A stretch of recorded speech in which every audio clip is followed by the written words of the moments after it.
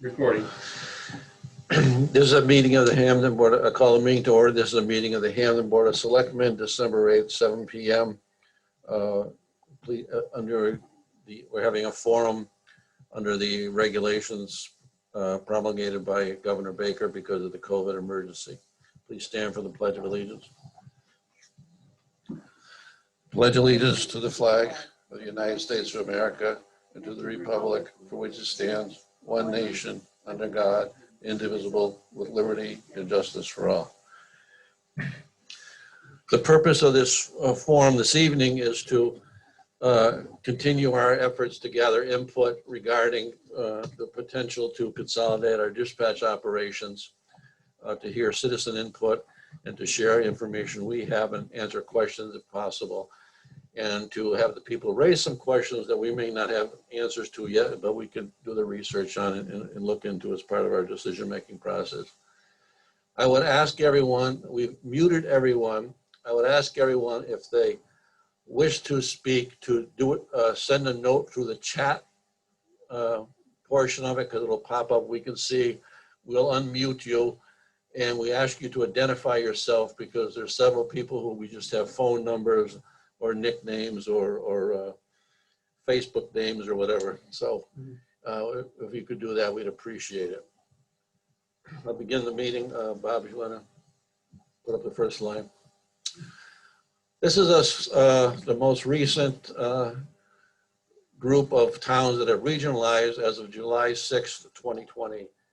And just as a brief history, in 2009, the legislature passed General Laws Chapter 6A, sections 18A through 18Z, I believe, and to set up a regional dispatch operations. And their intent at the time, and their continuing intent to be, was to create a more efficient and effective use of government resources, but also to improve public safety for residents they serve, combining emergency communication resources through regionalized PSAPs and communication centers, allowing for increased staffing, thereby affording 911 communicators the ability to more effectively interact with public while gathering essential call information and providing potentially life-saving instructions, and to adequately respond to larger or multiple simultaneous incidents.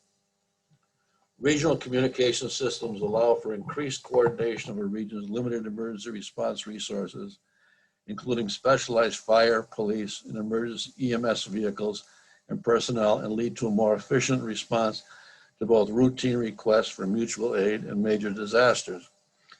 So when the legislature passed that, they also set up a funding mechanism. And the funding mechanism is that every telephone, either landline or cell phone or wireless phone, is assessed a fee. The original fee was 75 cents per month. That was increased to $1 per month.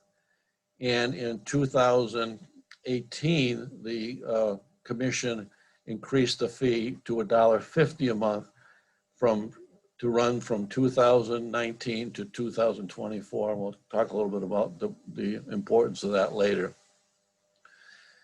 And so to date, and then they set up a system whereby they would be grants, and the grants would be competitive grants distributed to the towns. There were development grants for the towns to initiate, set up regional regional emergency dispatch centers. There was support grants for ones that were already set up, would pay for personnel and other things. There was also EMD grants for training, and there was also training grants.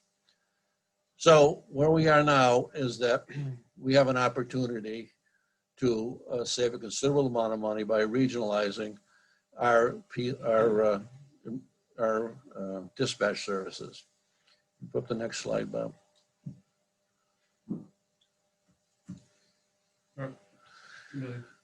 So right now, the Massachusetts 911 department, okay. So right now, our current cost for Hampden Dispatch is $447,792 a year.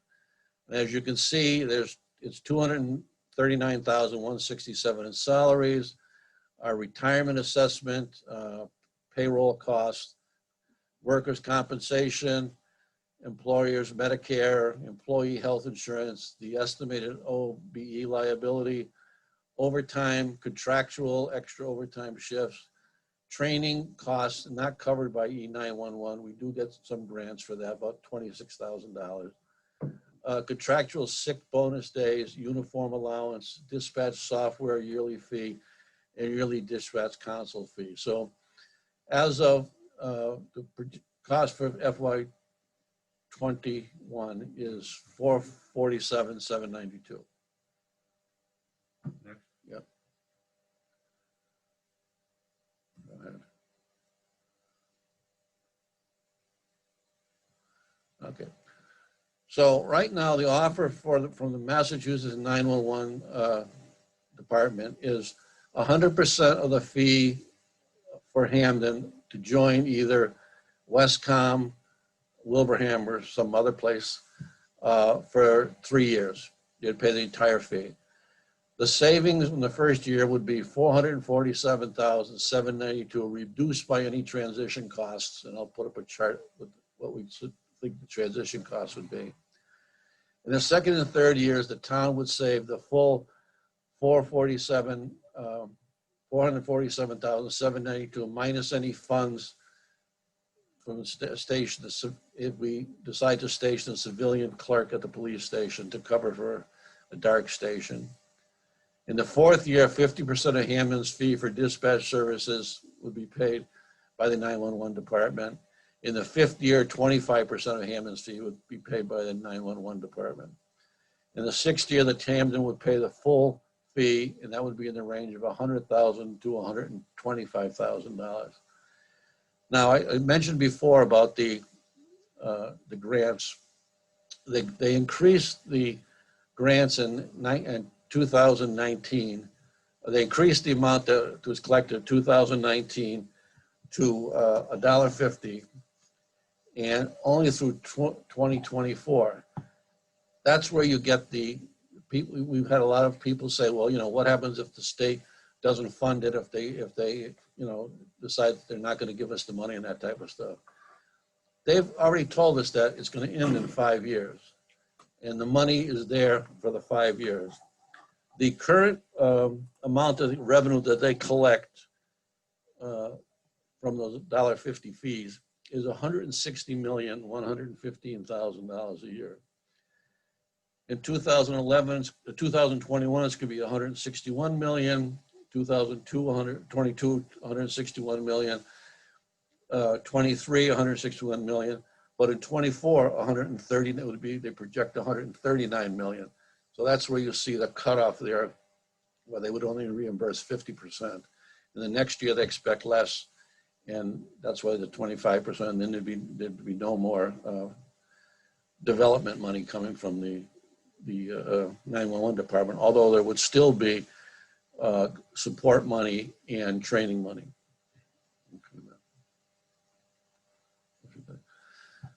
So this would be the annual cost, worst case scenario, annual cost without state funding. If we receive no state funding, the Westcom costs would be $389,000 the first year, and that in each of the, let me go to the first column. The first column, the Hampden dispatch column, that represents a 2.5% increase in salaries, pension payments, insurance. It does not reflect any cost increases in items such as training, uniform, lease payments, or any of the other items, just the kind of salary account items. The second column is Westcom, and those figures would reflect the first number there, the 389,000, would reflect 39 weeks of unemployment for 5 dispatchers, as well as $80,000 to provide for 12 to 16 hours of station coverage. In the subsequent years, it's been adjusted by 2.5%. So the first year, there'd be a large amount, 389,000, and after that, it'd be 182,000. And that, you can see the 5-year total. If we stayed where we are, it'd be $2,601,000. If we consolidated with Westcom, it'd be $1,104,000. Wilbraham, this column is the same. And it includes the fiber optic. It includes the fiber optic line, which is 105,000. If we had to pay for everything in 2022, we'd have to pay 499,000, and then after that, it would drop to 207, 209, 211, 213. So the total for the 5 years would be 1,330,000, or a savings of about 1,300,000 over the course of 5 years if we had got no money from the state. Right, but we know but the next slide, but we know that the state has said that they will pay for the fiber and we will get the reimbursement. So this is what it would look like with state funding. That'd be, again, the top number there includes the 200 salaries and that in unemployment compensation, and the Wilbraham the same thing. And then you would see our cost would drop to 82,000, 84,000. Anyhow, in the end, after 5 years, the totals would be, as opposed to 2,600,000, it'd be 725,000 with Westcom, or 755,700 with Wilbraham. And that's the state funding, which would be for Westcom $100,000 a year, plus they would pay for the fiber optic line to East Longmeadow. Wilbraham would be $125,000 a year, which they're asking as the assessment, plus the state would pay for the fiber optic line of $105,000. So in those scenarios, we'd be potentially saving, let me do the math real quick, 1.9 million, a little bit less than 1.9 million over the course of 5 years. What's the next slide look like?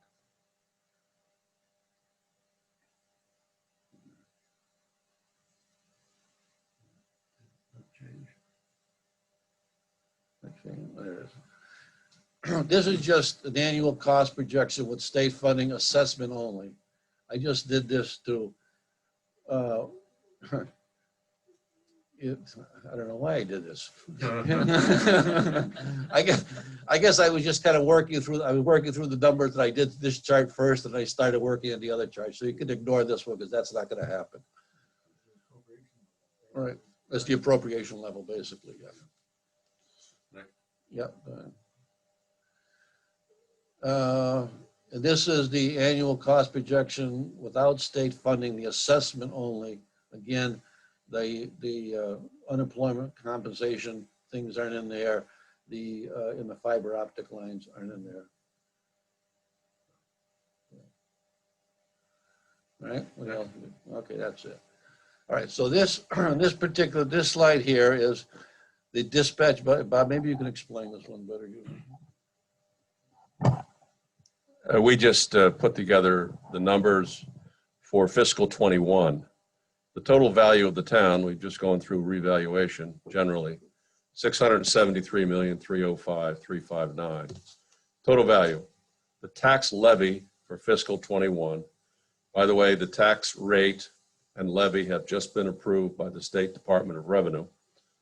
The tax levy is going to be $13,245,614. The average the value of an average house in Hampden is $288,000. That's up, incidentally, from $270,000 in fiscal 20. So you can see values are increasing, and that explains, mostly it explains why the tax rate itself is decreasing. The current tax rate is over $20. The tax rate for fiscal 21 goes down to $19.67, as I said, just recently certified by the DOR.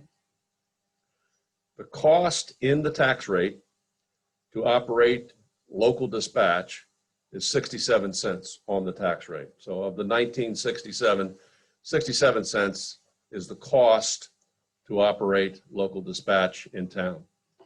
If we were to subtract that, then the tax rate this year, if you subtracted the cost of dispatch, the tax rate this year would be $19 even. Let me just go to the next slide. Here's the cost of the budget. Here's the budget in fiscal 22. And that's simply fiscal 21 plus 2.5%. The tax rate, if you're going to add that amount, would go to $20.37. A better way to look at taxes in town, the average tax bill in fiscal 21, based on a $288,000 house, is $5,665. If in fact the cost of operating dispatch were subtracted, the average tax bill would be $5,472 at a rate of $19. And so in terms of dollars in your actual taxes, the cost of operating dispatch is $193 on the average house. That's it. I want to go back briefly to the funding. Which one? No, the funding levels about state funding, whether we receive state funding for those 5 years or not. Yeah. The way it works is that the state 911 has to go to the Department of Telecommunications and Cable for approval every year. Every year in February, they file their expenses for the previous year have to be audited, and their projected costs for the next year have to be approved. Every year they do that in February. The Department of Telecommunications and Cable has to approve that within have to approve or deny it or not within 90 days. In February 2020, the department went to the state 911 office, went to the department, and they asked the department to increase the amount of money that's given for development by $3 million, from $15 million a year to $18 million a year. They did that in response to what they believe were 3 towns that would join a region, and the 13 towns would join a region. And the 13 towns are Paxton, Dracut, Norton, Easton, Hanson, Munson, East Longmeadow, Hampden, Ashby, Mendon, Chelsea, Hanover, and Ware. Paxton joined on June 20th. Paxton joined with the Wachusett group, which was Holden, Princeton, and Westboro. In November, and this past November 2020, Norton joined with Foxborough, Mansfield, and Easton. Also in November, Dracut and Tewksbury joined as a region. In July, Munson and East Longmeadow joined Westcom. And in May of 2020, Hanson joined Duxbury, Plimpton, Halifax, Hanson, and Rochester. And also in May, they joined Mendon and Millville. So essentially what they've done is they've put a pool of money aside for the remaining towns, which are Hampden, and Ashby, and Chelsea. So the money will be there. And also they've told us, we know that in 5 years, it's going to phase out because they're going to go back to $1 on the cell phone calls. So that's the funding, kind of the funding mechanism. You should also note that that they've put the money for each, the way they divide up the money is each group of communities gets a percentage of it. So communities, and the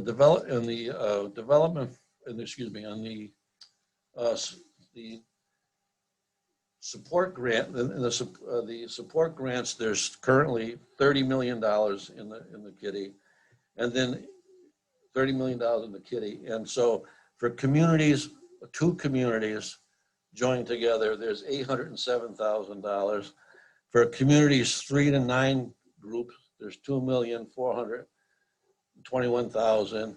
For 10 or more communities, $2,421,000. And then for the regional RECs, like Westcom and up in Essex County and Foxborough and that, there's $7.5 million. So they set a pool of money aside each year. It has to be approved. This year it's been approved. They'll do it again in February of 21 for the 22 fiscal year. So the funding mechanism is very solid. And we know it'll phase out in 5 years. And as we see from the chart, even if it does, Hampden will be saving a considerable amount of money if we regionalize. Our question is, who do we want to regionalize, and who do we regionalize with? So I'll open up the floor if anyone has any comments or questions.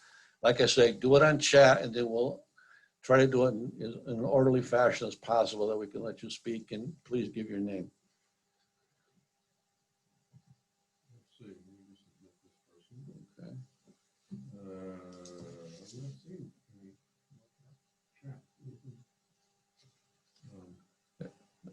I don't see anything. Anybody got a question, comment? Chat 13. There we are. Okay. Let's go to the top. Okay. We cannot see Mary Ellen on the video. All right. Okay, you can see. I'm here. All right. Oh, no, you can't. That's right. Tilt the camera a little bit.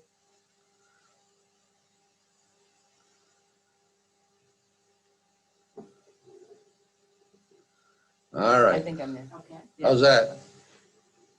Okay. That was supposed to be Scrolling down. good. I just resize it. Thanks. Okay. Where is the fiber to run to and from? To the police station, or could we tap into the radio tower on Wilbraham Mountain that already has fiber for police radio communications? Fiber runs.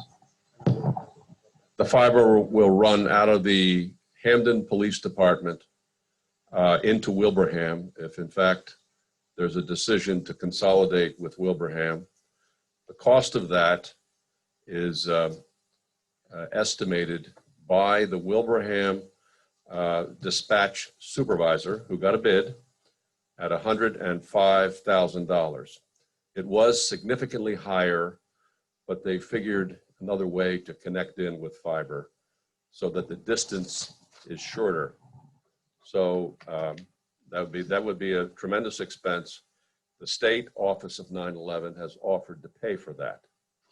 If in fact there's a decision to connect with Westcom, it would cost $30,000, and that would only require extending fiber out of the Hampden Police Department into East Long Meadows Police Department, where there would be a further connection into Westcom, since East Long Meadow was already connected into Westcom. All right. Another one question is, slide title says 2012. Yeah, that's a typo. It should be 2021. Let's see. Why are the costs fixed for Westcom and Wilbraham, but increases for only in Hampden?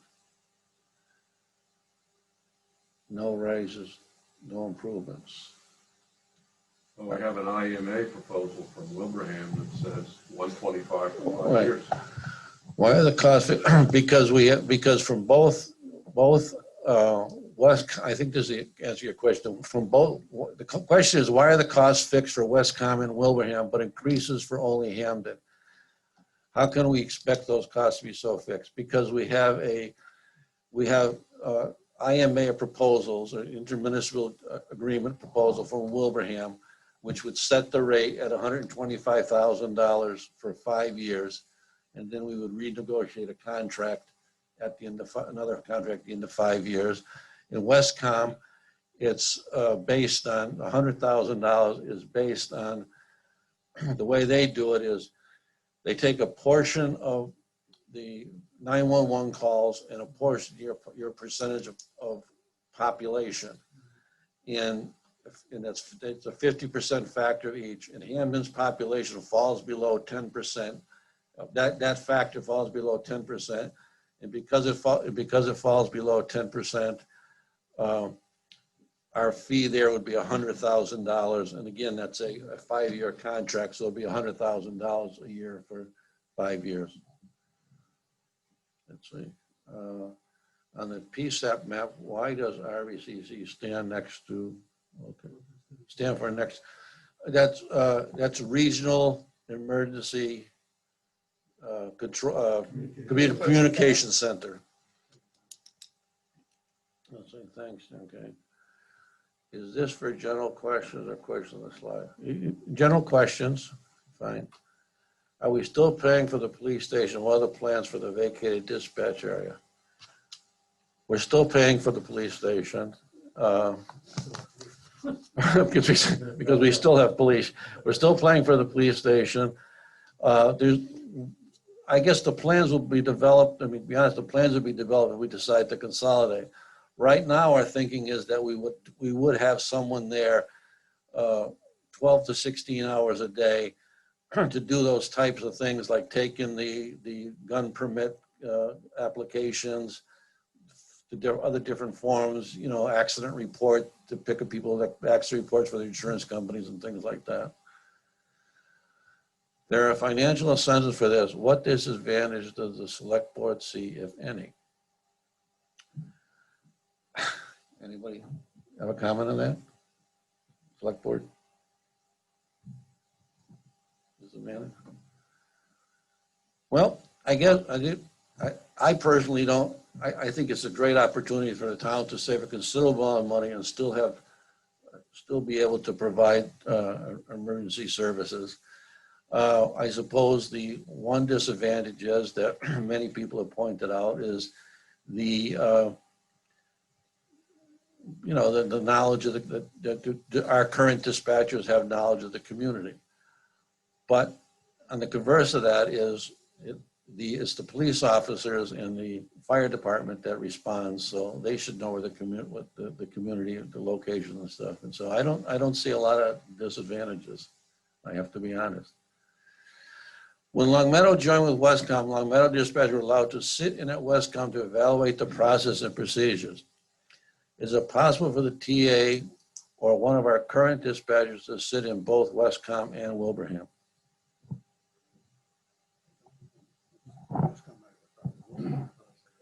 I have no doubt that Wilbraham and Westcom would allow an observer, not forever, but for a period of time.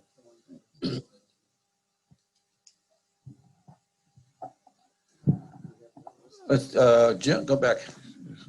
Go back. I jumped over one, I think.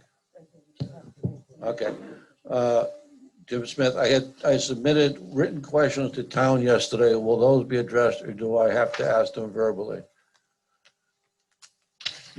Bob responded to those. You want to read your responses? Oh, those are the questions.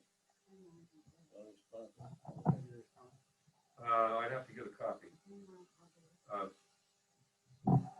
I would need a copy of the email that I sent. Jim, we're going to just jump over that for a minute, and we'll come back to it. We're going to get a copy of Bob's responses. Okay, go to the next one.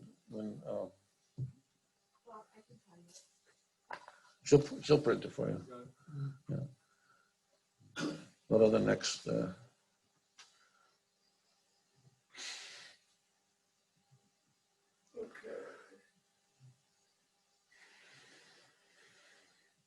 Let's see. Okay, it's going to have, so should we look into having someone sit and evaluate with firsthand experience?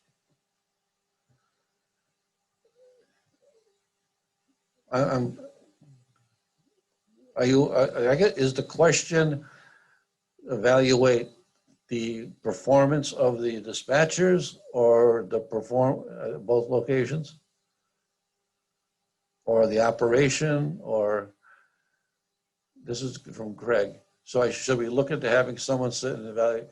Unmute, can you unmute, Greg?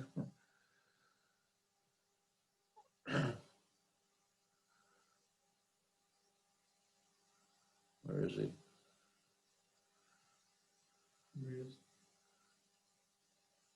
Right, yeah. Okay. You should be unmuted. Can you hear me, Greg? We asked you to, we unmuted you.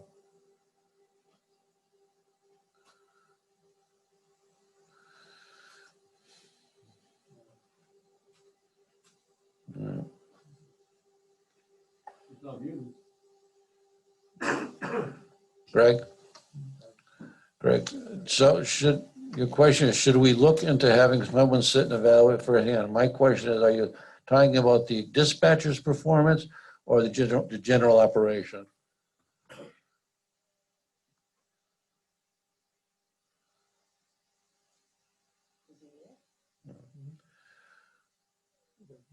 Okay, so we'll get to that back.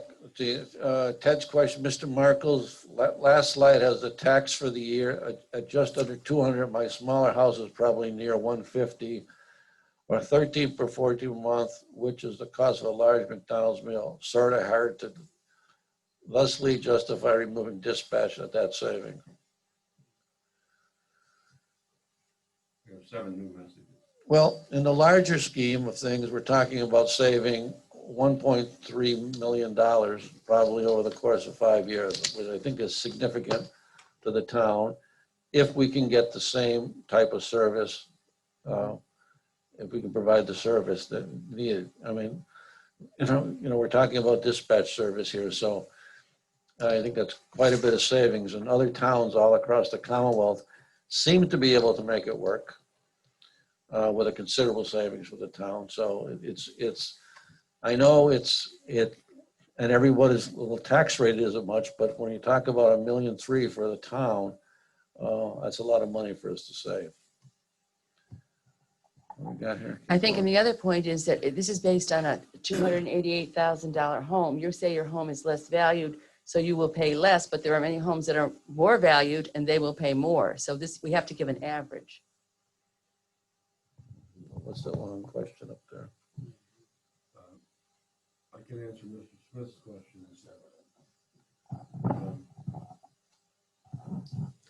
I think one of the questions that Mr. Smith asked is that will the town meeting, the annual town meeting, be part of this process?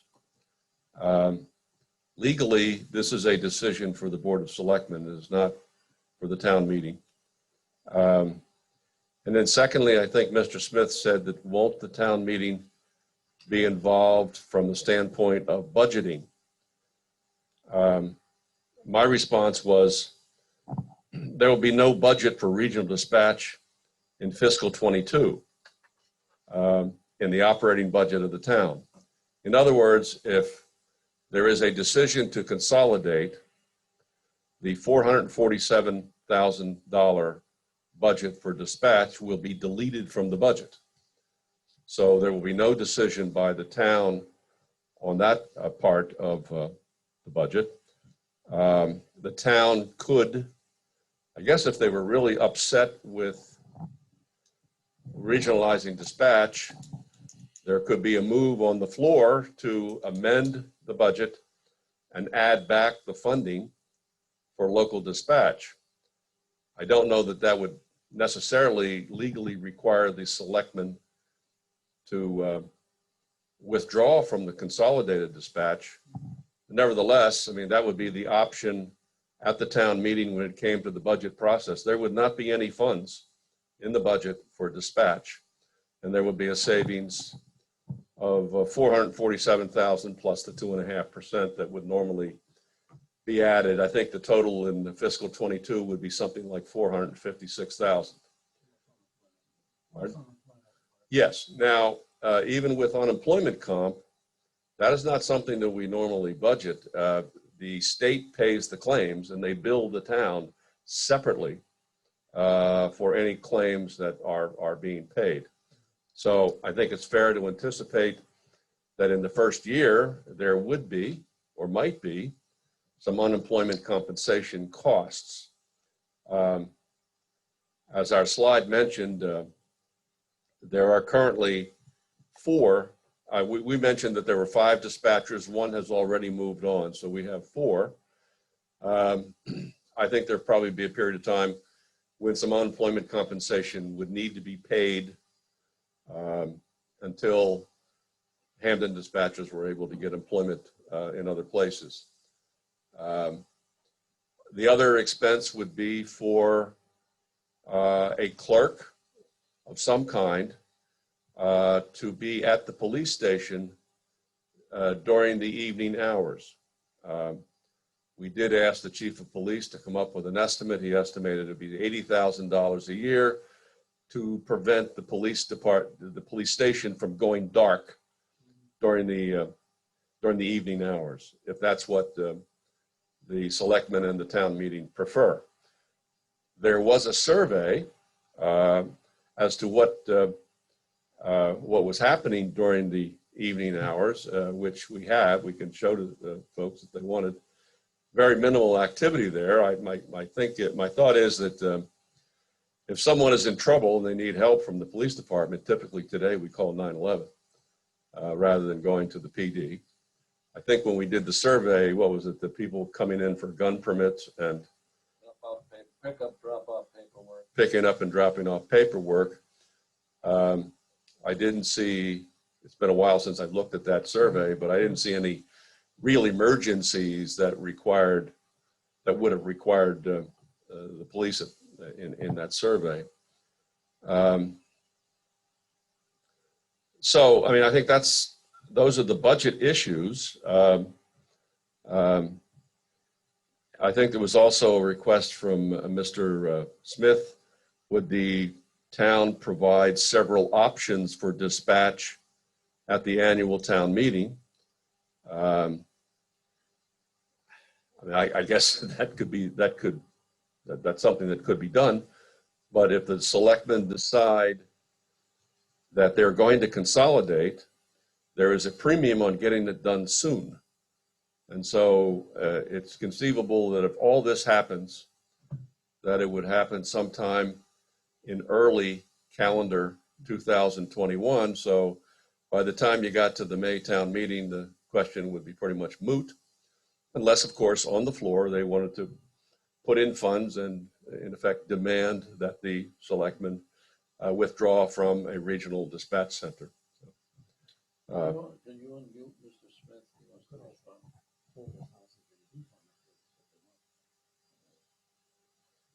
Let's find Mr. Smith.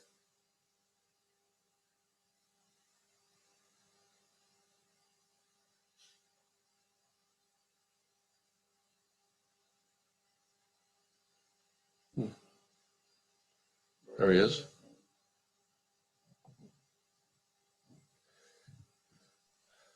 I've asked Mr. Smith Thanks, to Bob. unmute if he wants to comment. Can you hear me? Can you hear me? Yes. Yeah. Okay, great. You partially answered the questions, Bob. I had asked the question if at the annual town meeting, if there would be a budget line item for regional dispatch, because we currently don't have one. And my thought process was that the grant funding would be reimbursement funding. I'm getting a little bit of an echo here, sorry. I understand, yes. Yeah. Let me see if I can turn this down. Oh, I understand what you're saying now that, yeah. Anyhow, my understanding is that I thought it was going to be reimbursement funding, which meant that we would have to spend the money and then be reimbursed. In your written response to me, you indicated that it would be paid directly by the state to the service provider. Correct. It would bypass the town budget process and the state would pay directly to Westcom or Wilbraham if that were a decision. And I looked at the grant papers online, and it appears that there is an option for direct disbursement or reimbursement. And I think it would be more. I think it would be more direct to the town if you went with a reimbursement. Ask the town for the money for regional dispatch, so that that money is visible to the town. The line item is created, and then the townspeople have an opportunity to vote on it. Because what's going to happen right now is a little bit of sleight of hand.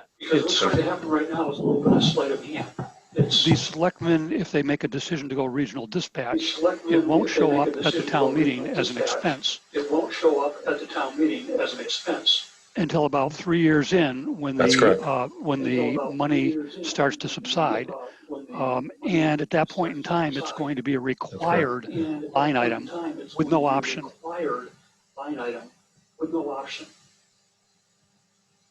Correct.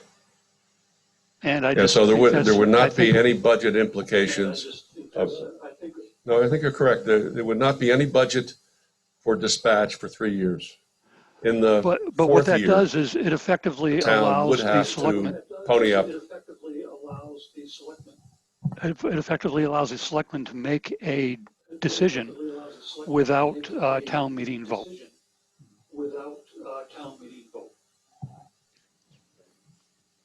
Yes, correct. Yeah. Um, I'm not sure I can respond to that, Mr. Smith, other than to say that under the law, it is a decision for the Board of Selectmen and not a decision for the town meeting. Town meeting comes in, of course, in the budget process, but that would be 4 years into a regionalized dispatch. So it's just it's a shell game. It's by taking the money from the state and not making it an expense to the town. It's a direct reimbursement. The effect is that the selectmen can make a decision without town meeting input, but then ultimately the town meeting is required to pick up the tab, and they have no prior decision on it. It gets thrown on the table in year 3 or year 4. Here's your costs. You have no choice. Pay it. Well, what happens when we sign a 3-year contract with a labor union? And, 3 years down this year I'm just going to use a crazy number. This year it's $10,000, and 3 years down the road it's $20,000. We've made a commitment.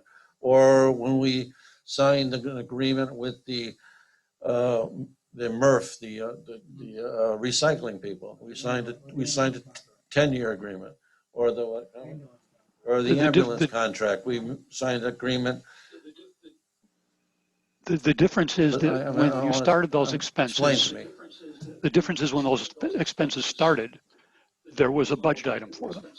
In this case, the expenses are started with no budget item, and then that budget item is thrown out 3 years later with no recourse. Okay, so the expenses for this year, for next year, for instance, would be the unemployment costs, which would be in the budget if we acted in February, there'd be a portion of that money which would already be there because we'd be paying severance pay and that stuff out of the current budget process. So for the dispatch, there'd be no expenditure for the town for fee or for fiber optic lines or anything like that, because the state would pay for it directly, year 1, 2, and 3. And then in year 4, there'd be a line item of either $50,000 or $62,500. I agree with what you're saying. What I don't agree with is that approach of creating a situation. You don't like the process. Correct. And I don't want to keep beating on it. You disagree with the process. I made my point. Yeah, I understand, and I want to understand. I want you to understand that I understand your disagreement with it. So, thanks, Jim. I'm going to mute you again so you can continue on. If I'm unmuted, can I address the other issues I had in there? One of them is I referenced the 42 things that the dispatchers do, the presentation that the Hampden Citizens Dispatch Committee had done, and asked which of those items would be carried forward and which ones would be discontinued. And the ones that get carried forward, what would be the associated expenses with those? And I think that there's some things that are unknowns that I think need to be explored. An example, and I have mixed information on this, but for right now, I understand that when there are detainees, that the dispatchers play a role in monitoring those detainees. And if the dispatchers are not in the police station, that when there's detainees, there's going to be extra call-ins for police officers at overtime to monitor those detainees And that's kind of a hidden cost that's not being looked at. I have no way of measuring that. I don't know how often it happens, but I think that we need to take a careful look at the hidden expenses. Another expense that was skimmed over is the negotiation with the police union. And I know you can't put a number out there because that then prejudices the negotiations, but there is going to be a number there. And I also, understand that there will be a possibility of additional police overtime because they're going to be picking up tasks that are currently being performed by the dispatchers on their behalf. And I'd just like to have some sort of an estimate of that. The chief has given us answers I can provide. I did ask the chief about what the process was. They do not use dispatchers to monitor anyone who is brought into the building as a prisoner. They always hire someone from the outside to do that, who is a professional. So that is not a responsibility of the dispatchers. I did take a look at the 42 things that you mentioned and sent a copy of that to the police chief. I thought he was on here on this meeting. And I also sent a copy over to Wilbraham for a response from them. The chief's response was that any regional dispatch center will handle nearly all of those 42 items. That was confirmed today by the response that I got from the dispatch supervisor in Wilbraham. And the chief then said that any other items on that list that cannot be handled or would not be handled by regional dispatch would be handled by the administrative staff at the police department. I don't have the emails handy from the police chief on that, but I can certainly provide those. He has sent them over the last few days. I thought he was on this call, but I haven't seen Tony on there either. So those are the responses that we received. Okay, it would be nice if we saw that kind of a chart that said, here's the items and here's how they're going to be provided. I know you don't have that tonight, but I would like to see that. The last item I had on there is I've heard allegations of significant problems at Westcom with both ability to respond in regional-wide emergencies capacity and also in the quality of service. And I know there are allegations, except for one signed letter that we received. The others were anonymous or anecdotal. But I think it deserves a really close scrutiny by the Board of Selectmen. And I think asking the town administrators or town managers if there's problems is kind of like asking, and I don't mean to be flippant here, but it's kind of like asking the warden if the prisoners are happy.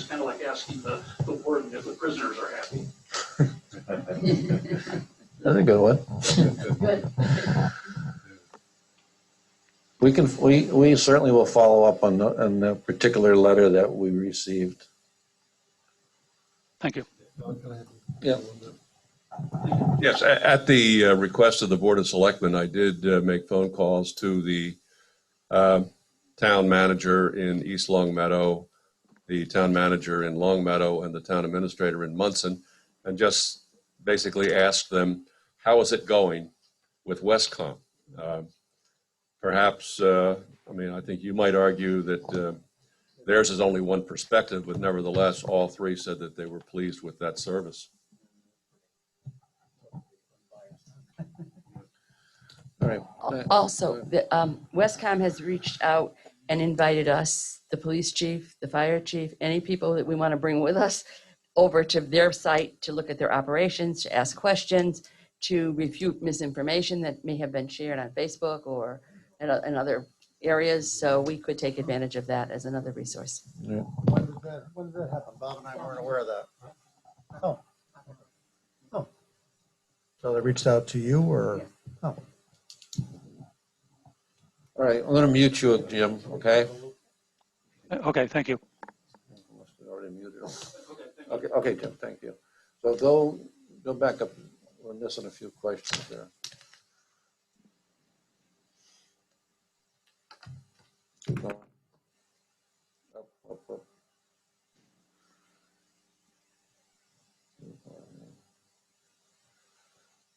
This was, I All right, think so we that's where we stopped. left off. Okay, Yeah. but, okay, good now. All right. There's only one is that, okay. Stop. There's something for all of us, and that's- So the question, the comment is, the town voted this down overwhelmingly in 2017. Doesn't the board feel it should present the options and cost?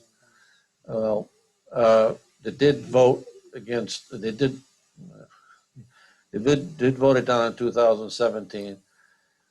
And there were several reasons for that. One of the reasons being that the Chicopee wasn't really fully up, the Westcon wasn't really fully up and operating at the time, and it just wasn't a good thing for the town at that particular time. And we are sharing the costs and options, as you can see for the chart. Go up a little more. That's, Right, I had my, why do you that's keep, my previous question.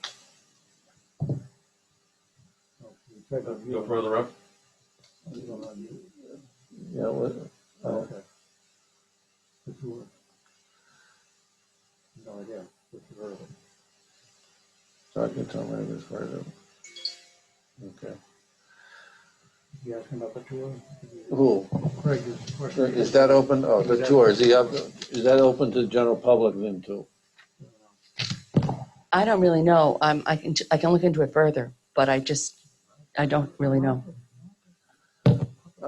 Someone said talking to a town manager is far different than speaking to the officer or the employee. I don't know if the other selectmen, but I have spoken to police officers in East Long Meadow, and regarding the Westcom dispatch, and they have not been negative.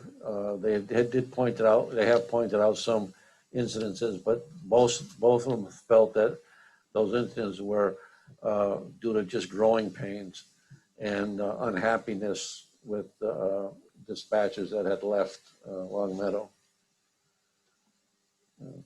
So we certainly can look more into it, that's for sure. The public, why do you keep talking to people? Okay, keep going. We did that one. Kelsey. I think they answered that one. I just said that. Shouldn't we be asking police officers with firsthand knowledge? I think I have personally addressed that. Can I address my previous question? I think that's the one about. I know how many public safety who will work with Westcom who are not happy with their service. Okay. Okay, you want to unmute Craig for Craig?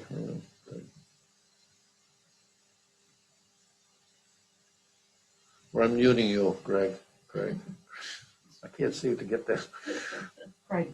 Greg, I know who it is.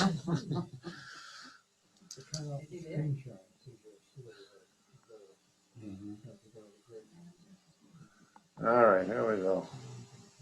Kelsey.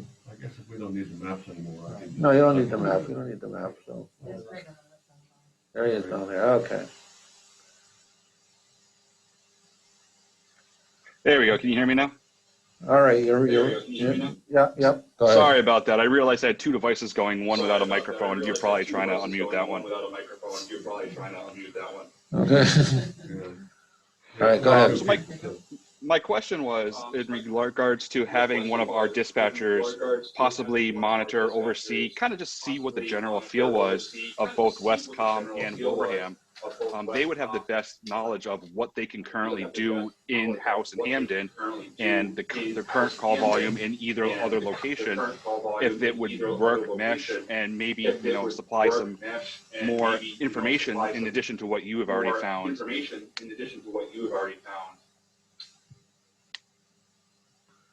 Mary Ellen, you got the invitation. I'm not sure.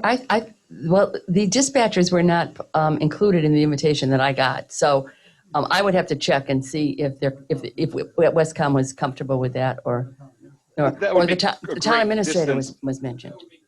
The town That'd be administrator. great because we know Long Vicky Meadow were was mentioned. allowed to go in and sit down and monitor the situation. So I don't see Yeah, so why I'm our sure, I dispatch. mean, I would just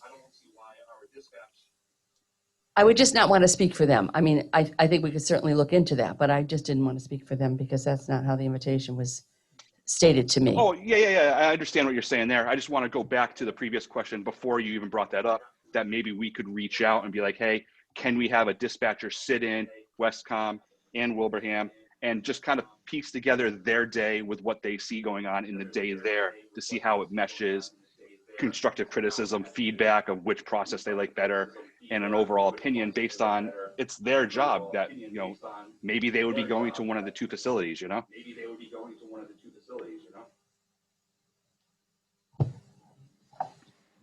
Well, maybe we could have a dispatcher involved. I'm not sure if a local dispatcher would be the appropriate person because they may have a bias, I would assume.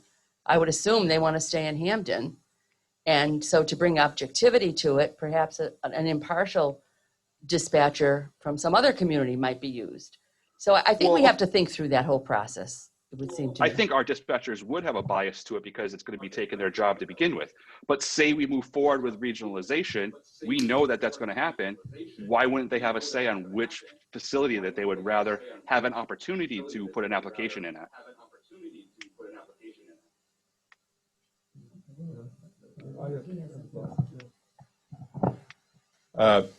Well, if the Board of Selectmen decide to go forward with consolidation, impact bargaining would be required with the dispatch union. And I certainly, I think it's a good suggestion. We'll make a plan to get over to Westcom and Westfield or Wilbraham within the next week. And I'd be very pleased to take the union president or a designee with me from our dispatch operation just to hear what the comments are. I think it's true that town administrators aren't normal people.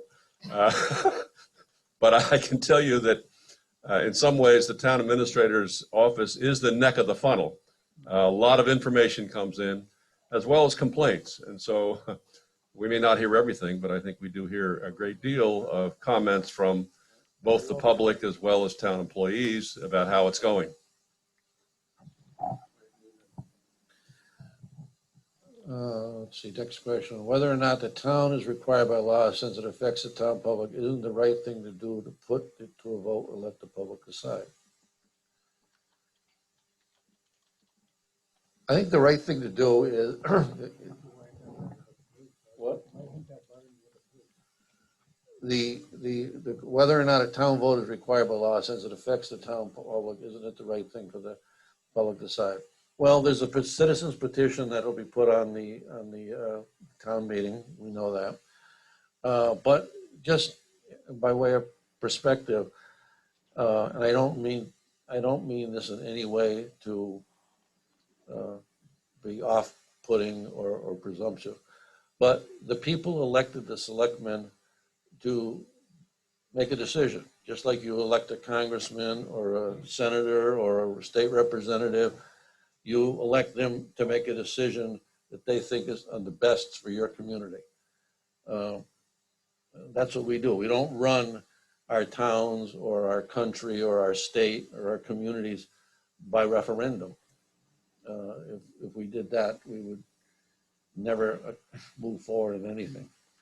So I appreciate the fact of the significance of town meeting. It's a New England tradition, and it's certainly an opportunity for people to express their opinions, and they get to vote on the budget, which is important. They get to vote on a lot of issues, but there comes a point where the people you've elected need to make a decision, and then every 3 years you get to make a decision whether you want that person to make decisions for you anymore. That's The Congress's approval is 18% because they don't make decisions. I think because they don't make decisions, exactly. There was a question about why impact bargaining police. Uh, It's a requirement because as Jim had pointed out, they may have other they may have to assume other duties, or they may believe they'll have to assume other duties, so you would bargain with them to either negotiate if they would do those duties or not. But when we changed, how the fire department was a town vote? What's the difference? Right. Right, because the difference there is that the town was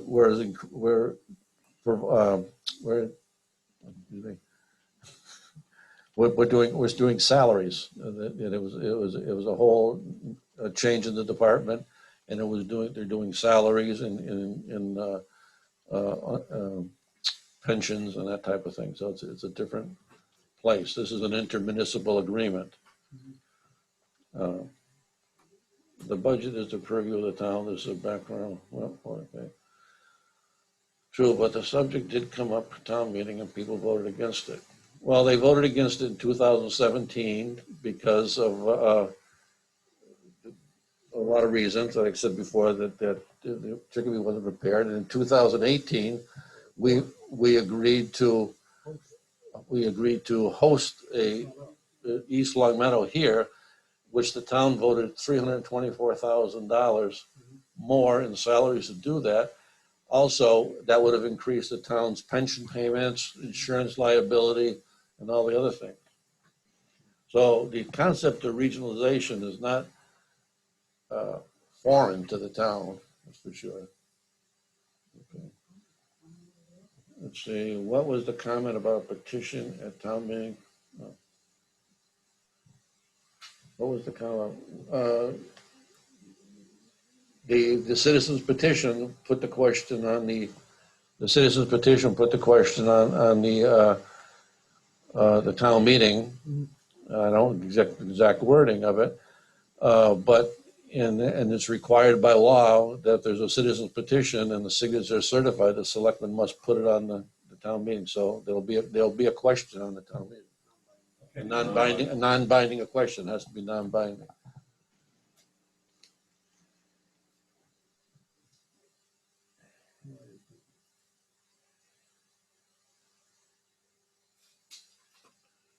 I don't know what the turnover rate at Westcom is, but we'll look into that when we have our meeting. I don't understand the question, but if you decide before, what's the point? Well, the question is non-binding to begin with. So what's the point of us deciding, or what's the point of the question on the town meeting?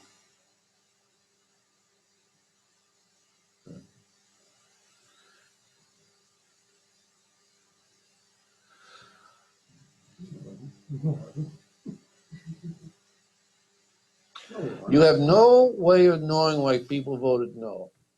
The selectmen and the advisory committee were shocked that the fire department was overwhelmingly supported. The selectmen are out of touch with their constituents. Well, I think you know why people voting no. I do have a way of knowing how people voted no because I went to that meeting, the town meeting, and I voted no at the time because I felt that us combining with Chicopee at the time, because they weren't even set up, wasn't the appropriate thing to do. I don't think the selectmen and the advisory committee were shocked that the fire department was overwhelmingly supported. I believe they supported it, and again, I wasn't a selectman at the time, but I attended that meeting and I voted yes for the 3 firemen. So the selectmen are out of touch with their constituents. Well, we do our best to listen to everyone. So that's your reason for voting no. Yep. Okay. see.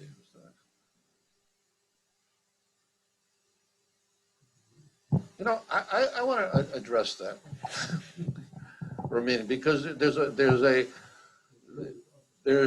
reason for no. There was a record number of people in attendance, each with their own reasons. Okay, that's fair enough.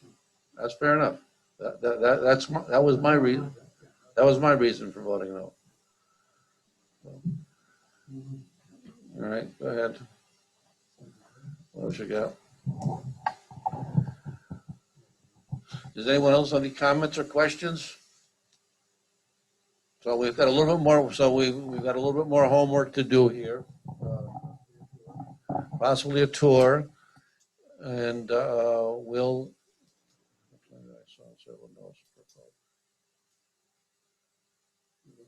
All right, go ahead. Want to mute Kelsey?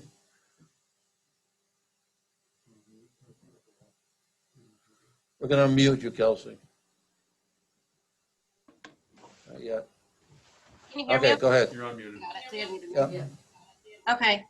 I'm wondering if something that I saw on several notes that were addressed, one by Mary Ellen, something that was also put under the dispatch options that I think Bob Markle had put out, and then the dispatch service data sheet, which was the discussion of EMD. So it's stated several times over that because that we only operate for the most part as one dispatcher, we're EMD and compliant. That's false. So a document that you guys actually posted, which was dispatch certifications, I think is what it was labeled. And you had like a lengthy section on EMD compliance, and nowhere did it state that it required 2 dispatchers to be EMD compliant. I know that's something that you've brought up several times over as a point as to why Wilbraham or Westcom or any sort of regional would be beneficial to Hampden. But we are very compliant with EMD. I'm just kind of confused as to why that's being brought up as a point against staying in Hampden, I guess, when it's not true. Yeah.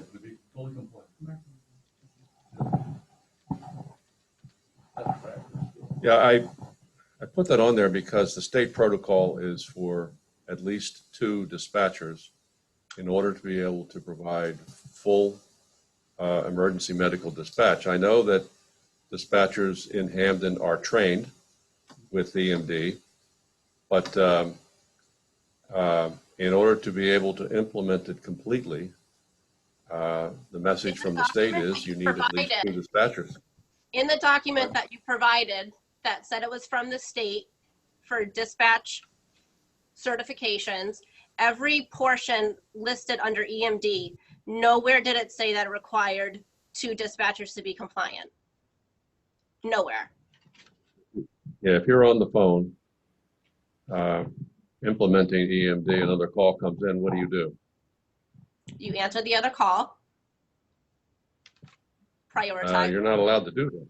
You're not allowed to go to the other call. Okay, You must. So Westcom has 5 dispatchers. 10 calls come in. One of them's going to have to double answer. Actually, all of them are going to have to double answer a call, which means put down the call and answer the next incoming 911 call. I mean, I guess all I can say here That's a is huge that the possibility, seeing standard, their call volume. all I will say is that the state protocol and the standard is that the full quality EMD service requires more than 1 dispatcher. I'm just confused as to where you're getting that, because even in the document you provided that supposedly came from the state, it did not say that. I have Wilbraham dispatchers telling me that's incorrect. They also operate on midnights with 1 dispatcher. And East Longmeadow also operated with 1 dispatcher. So all these towns are non-compliant. And not only that, what are the consequences for this non-compliance? There isn't any. I think that what I have to reiterate what Mr. Marco said, it's the best practice to have 2 dispatchers on. is it not a, can you go with one? Yes, you can, but is that the best practice? No, it is not. It goes by call volume. Like I said, Chicopee has 5 dispatchers operating. If 10 calls come in, all of them at some point are going to have to put on hold the call that they're on and take the incoming call. What is the difference between 5 people having to do that or 1 person having to do that? There isn't one. So your point is that we should be comfortable with 1 dispatcher on. Because we can handle it, and we have. Okay. And just one other point. Probability that we're getting 2 medicals back to back or even 2 911 calls back to back is unusual. I mean, during car accidents, Yeah. stuff, that is something that happens, but based on general call volume, that's really not a massive concern. Right. In the document that we provided that you're referring to is the state regulations for, just so people know, it's for establishing certification requirements for enhanced 911 telecommunicators Right. and governing emergency medical dispatch and establishing 911. They're the state regulations. And it's true, it doesn't say that there has to be 2, but best practice. Right. And And obviously, if using that as a point. So I'm just I guess I just feel like you shouldn't be making that as a point against having 1 Hampden dispatcher when it's Yep. not even an actual rule or mandate or compliance or whatever Yep. you call it. It's just okay, misleading. your point is taken. Thank you. Your point is taken. Thank Thank you, you. Kels. Yeah, that- Okay, what else we have here? Tina, Go ahead. I've asked her to unmute. Tina? I did it again, I did it a couple times. Hi, I'm sorry. I didn't know that was for me. It's been a while. Go ahead. Go ahead. I appreciate it. I mean, I just find this process with the chat kind of a little clunky. And it's hard because it's not a dynamic conversation. Yeah, it's hard. So do we. I appreciate you taking the questions. It just seems like, at least from my perspective, it just seems like we keep peeling back like 1 layer at a time. And you guys, I thought we're going to make a decision like last month. And now it's, more questions get raised. And I guess I just look at it like, why not put together some type of a collaborative, a group, and then just get the answers. So even if we miss a year, isn't it worth it to have our questions answered versus rushing? I mean, because if we've known about this since, I think, what you said, 2009, why did we build a police station with the dispatch center? Because that was the standard at the time, that most of the towns had these individual dispatch centers. But And all then I'm the saying state, is, it just seems like, I just don't want to see us rush to make another leap without looking.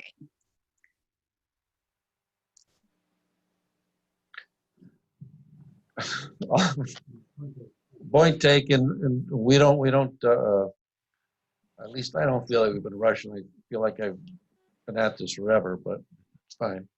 Thank you. But I mean, the town said no, and now it's just kind of like, okay, it's like even when we The answer town questions, said no, okay. the town said no, town- and you're saying it's because Westcom was new. But don't you think it's worth asking the town again? We're asking the town, we're talking to people. We've asked the town in 2018 and they say, yes, we should combine. Then that fell through.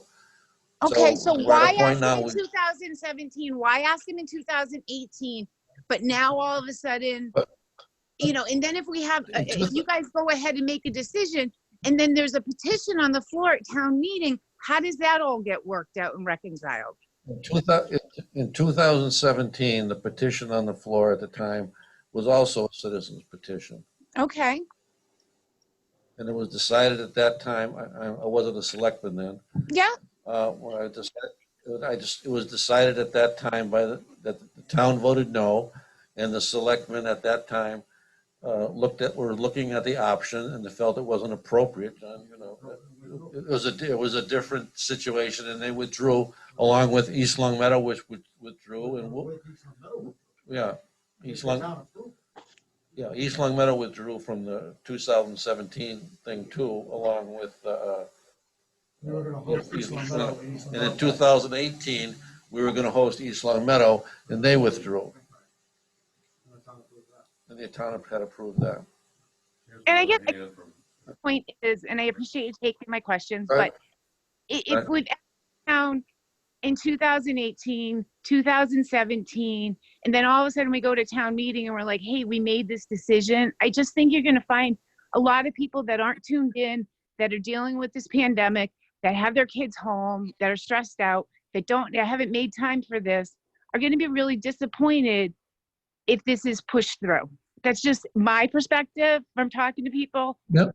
So it's your decision, but I just think it's a small enough town where people are going to feel like, well, if we were asked before, why weren't we asked? All right, I hear you. Thank you.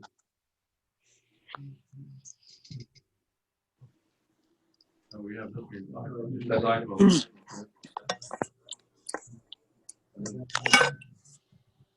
The iPhone has been unmuted. Identify yourself. That's me, Paul All McNaught. right. Okay, go ahead, Paul. Am I on? Yes, you are. Go ahead. Hey, guys.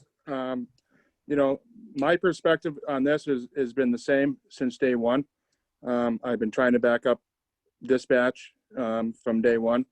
I do not think it should leave the town. I've always thought that. I also have a wide array of people I know from different towns. I'm a contractor. I've been in business for 30 years. I've talked to, I have friends in the East Long Meadow Police Department, the Long Meadow Police Department, the Munson Police Department, and that's a reality. I've heard from all of them, almost every single one of them, that they are not happy with any of this. There's many problems, many, misconstrued, things that happen when calls come in, things that don't go right. So that alone makes me just feel that this is not the right choice. Hampden is a small town. It needs to stay small. And our dispatchers are probably, if you take the whole police into consideration, they're probably, half and half of probably the best thing that happens when it comes to, getting calls in, and when people need to find a place, when the dispatchers need to know where people are or things like that. Chicopee will never be that way. We've heard time and time again, it's like beating a dead horse, that, what should we do? What should we do? It's obvious what we should do. The town, I don't think there's one person in town besides, the selectmen, that are thinking that this is the right choice. And keeping it in town isn't going to hurt anyone. What I hear from, what it's going to cost, per household, maybe $160 a year. Is that correct? I mean, is that $160 a year per household worth not getting, a call right, or, someone coming to a fire thing right, or, you know what I mean? What is that worth? I mean, I would pay an extra $500 a year just to make sure that the dispatch stayed here, to make us all feel safe. I mean, if we were gonna, tell our next generation to save a little money, against the quality of our life, what would you say? I mean, I would rather have the quality of life in our town than to save a little money. I would How do you feel? Go ahead. How do you feel the quality of our life in Hampden would change by someone answering a telephone a mile and a half away in Wilbraham? In Wilbraham, that's a totally different subject, Don. You know, we're talking about Westcom, are we not? We're talking about Westcom or Wilbraham. We haven't decided. Wilbraham, I grew up in Wilbraham. I know the town inside and out. I live in Hampden. Love both towns, absolutely. But yes, I mean, if we were forced into that, if we were absolutely forced into that, that would be my choice. There's not even a question. But you know what's happening now is that, you know, the question of Wilbraham is not even on the board right now. It's Westcom, and Westcom, you know, like I said, I have a wide array of people I know, being in business for so long, and I've talked to so many of them because I'm very interested in this, and I've seen, Sure. you know, and I've heard what they say, miscommunication, problems, tons of problems, and that can't be just, you can't just ignore that. You can't ignore the fact that there are problems that are going to continue to happen because Chicopee is going to get overwhelmed. The more towns they have there, the more problems there will be. And, you know, Okay. Kelsey has a great point because she knows this side of it, the dispatch side, inside and out. And that is huge. And we continue to tell you guys that this should not happen. And we can continue to talk about, okay, we can go to next year and we'll lose this whole funding thing. As far as Hampden is concerned, and I think we take this as a whole, we don't really care that this is lost. We want this to stay here. And there's no reason for it not to. There's really no reason. I mean, what is the real reason? What's the savings? Even if you go on 4 or 5 years, what's the savings? We can spend money on vehicles, on all kinds of things, and the safety of an entire community depends on our dispatchers, and that's a huge thing. You can't take the fact that the police do their own thing, right? The police chief does his own thing. You know, Scott Trombley, all the policemen do their own thing, but dispatch is as much important as any aspect of that, no matter what. So now we keep on going back to the same thing. I don't understand why you guys can't just say, I agree that the whole community does not want this. Have you heard one comment from anyone tonight or any time we've been in a meeting or a Zoom meeting that everyone's like, oh, I love this idea. This is great. Have you heard that? I mean, do you honestly, you know, like John, I love you. You know, you've been like such a great person in our community forever. We re-elected you for a reason. We need your help. We don't want this. None of us want this. We just don't. And so how Okay, we can got it. anyone go Okay, ahead? we got it. How Nobody can wants anyone it. go ahead? Seriously, how can anyone go ahead and just put this through without our consent? This is our town. We love our town. We'll fight for it. We love it. I mean, how does that justify? I just don't get it. Where does the, like I would say, if you were going to tell your future generation, take saving money over quality, what you know, do you just tell them that's not the truth? I mean, where's the truth in that? How do we differentiate money to quality? All right, thank you. Well, no, I want to. Can you give me an answer? Don't say thank you. No. I'd like a rebuttal. Hold on. What's the question you're asking me? You're asking me, can I put money over quality? No one has said Exactly. that, okay? I'm You saying also said on Facebook that I was immoral because I was considering this. Did you not? yes, because you're not considering the town. You're not. I'm not considering the town. I've lived here 50 years, my friend. I can So, say Don? this town every day of my life. I've So, worked, Don? and that's why I ran for selectman. And I'm So, Don? considering the town now. And So, Don? we'll make a decision. What? So, Don, you're interrupting me. Yeah, I'm a townsperson that knows what I'm talking about. yeah, Whether or not okay. you've been here for 50 years or not, you came here to do a job.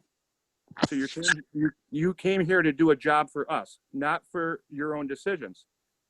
It's our decisions, as it should be. And I'm not trying to insult you. I would never insult you. But that's, you gotta take, brass tacks for what it is. If you're gonna, if Okay. you want to learn from people and learn from what they actually feel, and I'm Okay, a well, big let me ask you proponent a in question. town. I love this town. I would never. Okay, I'm not let me trying ask to you, okay, insult you any keep one of going, excuse me, I'm going to interrupt you because you keep saying the same thing over and over, and we have to move along. Okay, I got your Gotcha. point. Okay. But you're telling me we don't listen to the people. So why are we having this forum? We're having this forum because we've had this Because we forum. want to hear what the people. Okay, but because we have the people. this has been about the 10th time that we've done this, and there's been not one decision made. Because many of the people who are on this forum and who are on Facebook and other things say that the selectmen haven't even looked into this. They've not looked at one thing. They just come up with this thing out of the clear blue sky. That they haven't talked to this one, they haven't talked to that one. The point is, we're trying to make a legitimate decision on an important topic for the town. The savings of money, can we have quality Yeah. dispatch service? Can we continue as we are? Is it responsible to spend $2 million on a dispatch service, or can we do better? Can we save taxpayers money? Those are the things we're trying to make a decision on. But what we're The other hearing thing I from would other point out is, people- And the I fact think- what we're is hearing from that other we people just- is that we don't care Paul, about just a minute. the savings. We care about the safety of our town. Yeah, okay, we've heard that. We understand that.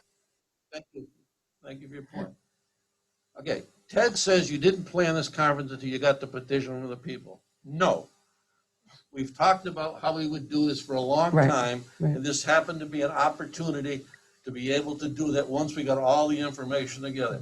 Mary Ellen's gotten information, John's gotten information, I've gotten information, Bob's gotten information. We finally had enough, we thought, to put together to have some kind of reasonable discussion on how to get this done. With COVID hanging over us and we had the town meeting, so we didn't want to do it before that because we had to decide what to do in that. And that's where we are. Before COVID came, we had a plan among the selectmen to have regular forums. And you might remember that we had one in the fall, and then COVID hit and our hands were tied a bit and we couldn't have these forums. I think the important thing is to be respectful of our neighbors and to know that there can be differences of opinion on this issue, that there is not a uniformity of opinion. There is not only one opinion that is right. Everybody has a right to make their own determination based on all of the documents that have been put online, which I think are 27. Is that what you told me, Mr. Markle? How many documents? We're now up to 24. 24 different sets of documents that are online. Read the documents. Make your own determination. You're entitled to that. We respect whatever you want to feel yourself, but we deserve the same type of respect, that we are looking at this seriously, that we are reading all the documents, and that we are making the decisions that we feel are best. So I think it's demeaning to us to speak as if we don't care about the town as much as everybody sitting there. You've given your time up, we've given our time up, just to communicate on this topic. All right, I'm gonna close the meeting. Thank you, everyone, for their input. We really appreciate it. And we'll be doing some more work on it. We'll try to answer some more of your questions. I've written a few down here, and we'll try to do this tour or whatever you want to call it. And well, thank you very much for your time. Thank you very much for your time. Motion to adjourn. So moved. Second. All in favor? Aye. All right.